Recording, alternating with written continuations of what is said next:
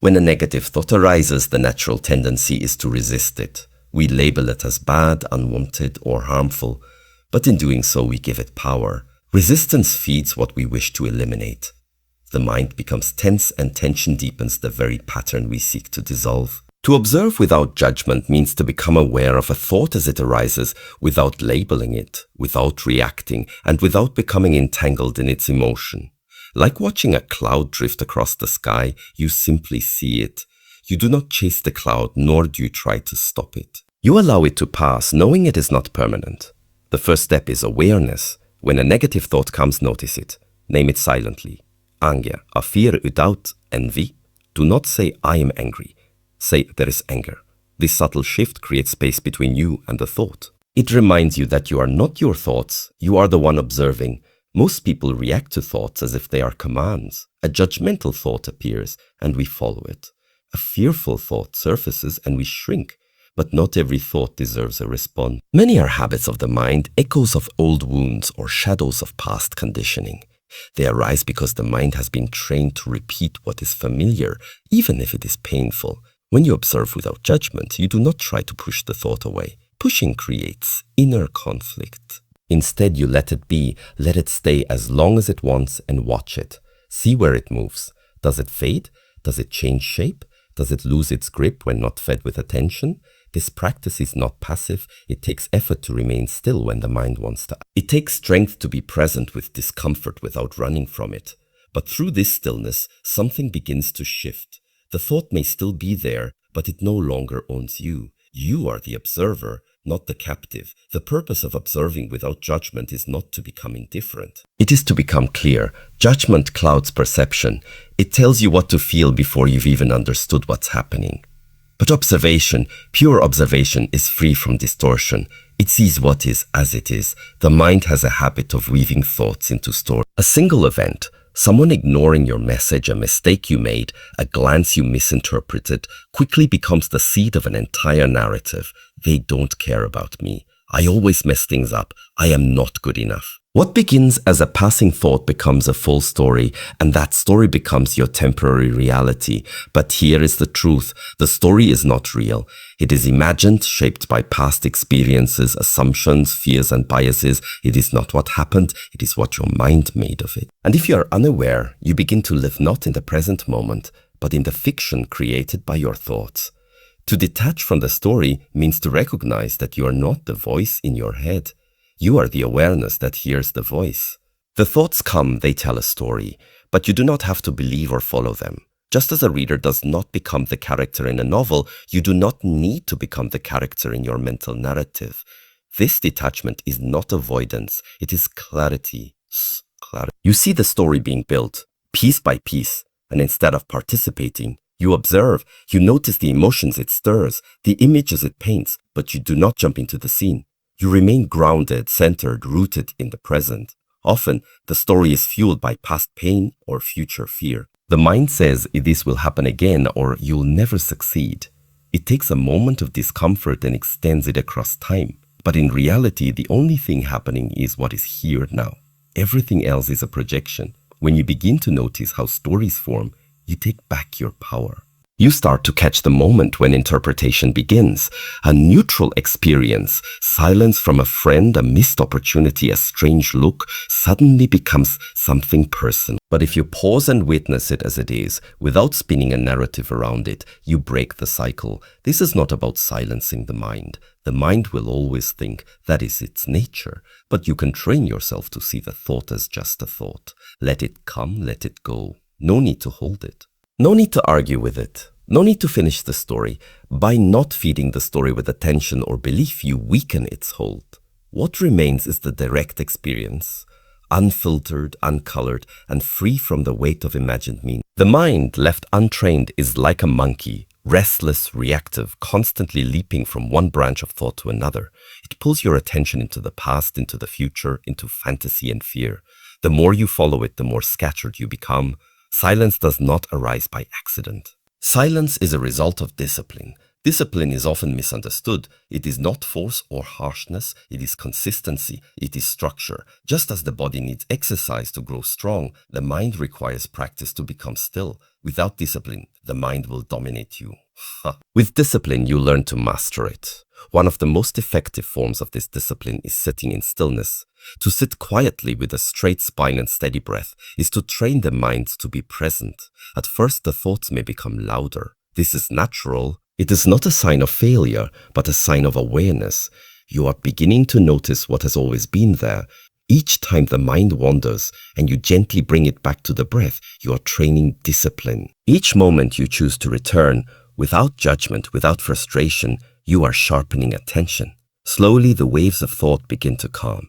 Not because you force them to stop, but because you no longer chase them. This discipline extends beyond meditation. It appears in how you move, how you breathe, how you carry yourself throughout the day. A disciplined mind is not only silent in stillness, it is stable in motion. It does not rush to react. It does not cling to every emotion. It remains grounded even in discomfort. Discipline is not suppression. You do not silence the mind by pushing thoughts down. You silence it by not feeding what is unnecessary. You learn to discern which thoughts are useful, which are just noise. Over time, the mind begins to mirror your inner posture. If your posture is rooted, the mind becomes steady. If your breath is calm, the mind follows. There is no shortcut to this silence.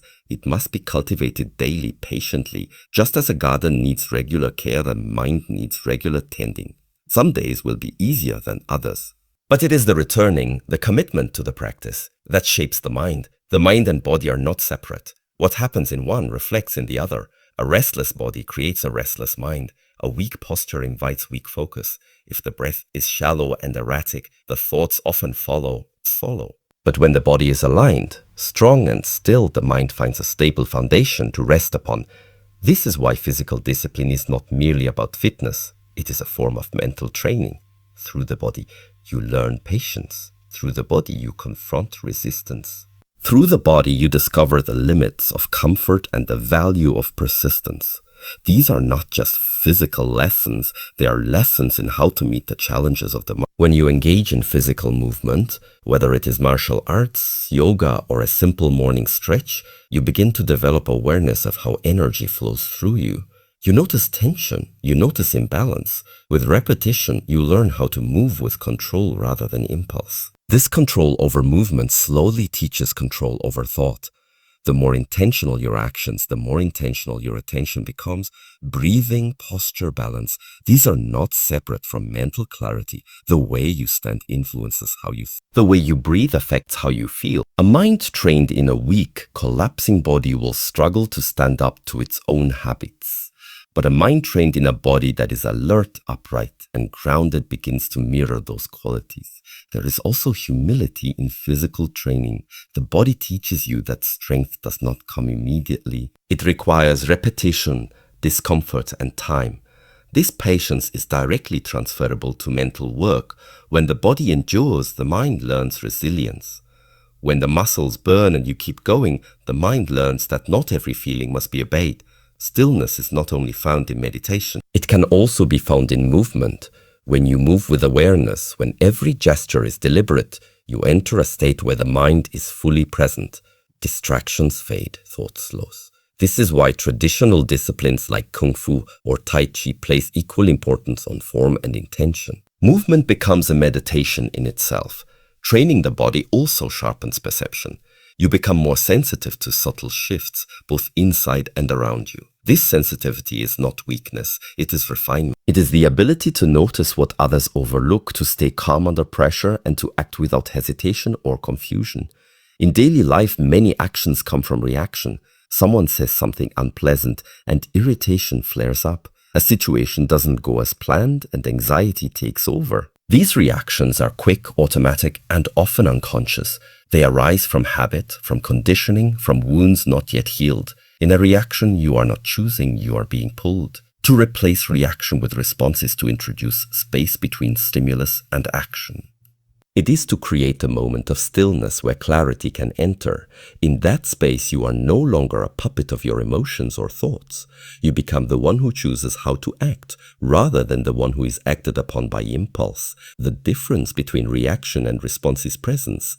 A reaction comes from the past. It is shaped by memory, fear, pride, and expectation. A response is born in the present. It arises from awareness. It is thoughtful, intentional, and rooted in understanding. This shift begins with observation. The moment you notice a strong emotion rising, anger, frustration, fear, you pause, you feel it fully, but you do not let it guide your next move. You breathe, you anchor yourself in your body, even if it is just for a few seconds. That pause is powerful. It disrupts the pattern. It gives you room to see clearly. Training yourself to respond rather than react does not mean suppressing how you feel. It means feeling deeply without losing direction. It means understanding that emotions are valid but do not have to control behavior. A sharp word spoken in anger may feel justified, but once released, it cannot be taken back. A measured response, however, preserves peace, both within you and around you. Discipline is essential here. The mind wants to move quickly. The ego wants to defend. But through regular practice, meditation, mindful movement, breath control, you begin to slow down internally. You begin to watch thoughts arise without being swept away. You begin to feel emotions surge without drowning in them. Over time, response becomes your default. It becomes natural to wait a breath before speaking, to listen fully before answering, to act from wisdom rather than instinct. This does not mean becoming passive. It means acting with precision. When you respond, your action is aligned with your values, not just your temporary state. A life built on response instead of reaction is calmer, stronger, and more deliberate. It is not controlled by the noise of the moment, but guided by the silence behind it. The mind often resists what it does not like.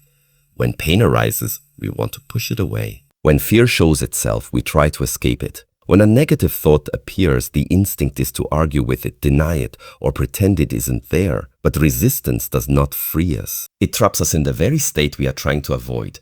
What we fight within ourselves tends to grow stronger. To accept is not to agree, it is to acknowledge. Acceptance means seeing clearly what is present, without flinching, without exaggerating, without turning away. When you say, this is what I feel, or this is what is happening right now, you are not giving up. You are becoming honest. And in that honesty, a doorway opens. What you accept no longer controls you. When you stop resisting a painful thought or emotion, its grip begins to loosen. You take away its fuel. You are no longer pouring your energy into denial or avoidance. You are simply allowing what is already there to be seen fully and without distortion.